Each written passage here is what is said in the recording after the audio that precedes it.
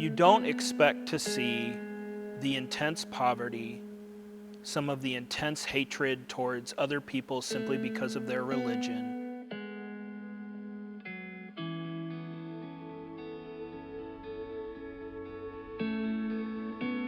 When you see the little kids respond, sometimes they would cry, and when their eyes would well up and the tears would fall down their cheeks, I couldn't help but just bend over and hug them.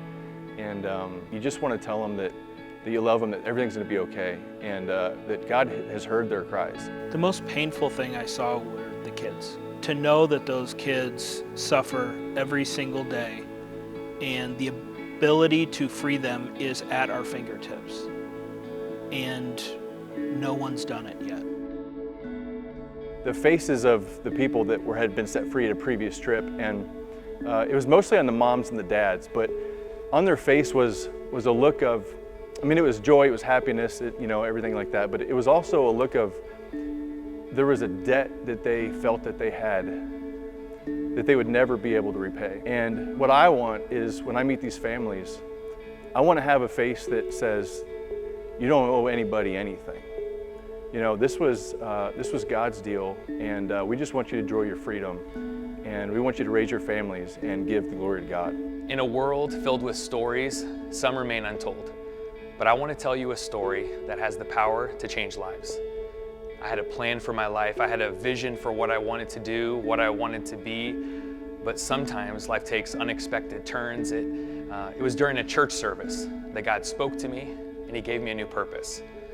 I heard Him say that I'm going to use you to set my people free, and I'm going to send you to Asia. And I didn't feel qualified, and to be honest, I didn't even know anybody from Asia.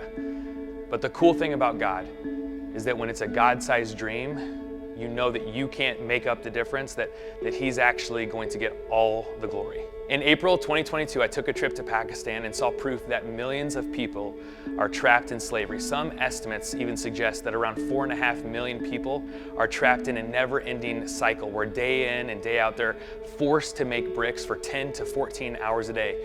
Most of these slaves are born into this slavery. And we've encountered families that are 4th and 5th generation slaves. But as I met more and more families, as I listened, as they told me the stories of the beatings, of rape, stories where their family members had been killed, I saw something. In the midst of this darkness, however, hope still shines through. In the middle of some of the greatest tragedies that I've ever seen, I was able to meet a group of Christians that have more faith in God than I did.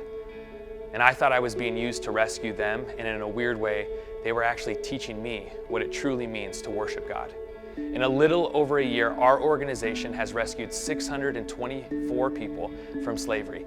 Each and every one of them is given a place to stay and food for 6 months while we connect them with a church, while we help them find new work. We've handed out hundreds of thousands of meals. We've hosted services all around the country. We've taken on court cases to fight human rights violations. And we've preached to tens of thousands of people. In one event, over 1,000 people gave their lives to Christ. We started a school where we have about 250 kids that we teach each and every day. We started our first church, and we have roughly 400 to 500 people every single week. I've seen blind eyes open, I've seen deaf ears hear, demons cast out, tumors dissolve, and a man was carried into church. He hadn't walked in 13 years. And as we were worshiping, I saw him get up out of his chair and walk to the stage. The stories that I'm telling you, some of them might seem dark, and some of them sometimes hard to hear. But right now I'm telling you that there is a light that is shining through that cannot be stopped.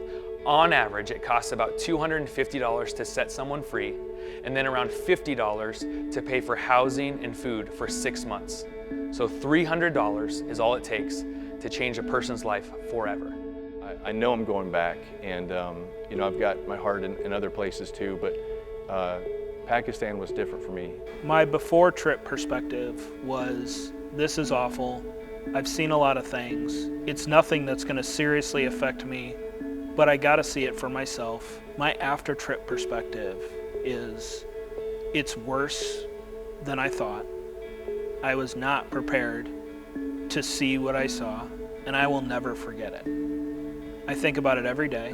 It gets ingrained in you as a person that you have to do something. There was a prophecy about Jesus in Isaiah 61:1, and it says this: "The Spirit of the Sovereign Lord is on me, because the Lord has anointed me to proclaim good news to the poor. He sent me to bind up the brokenhearted, to proclaim freedom for the captives and release from darkness for the prisoners." Together, we can make a difference. Together, we can shine a light in the darkest corners of the world. So I would ask you, would you pray about partnering with us? Help us proclaim the good news, bind up the brokenhearted, set the captives free, and release prisoners from darkness.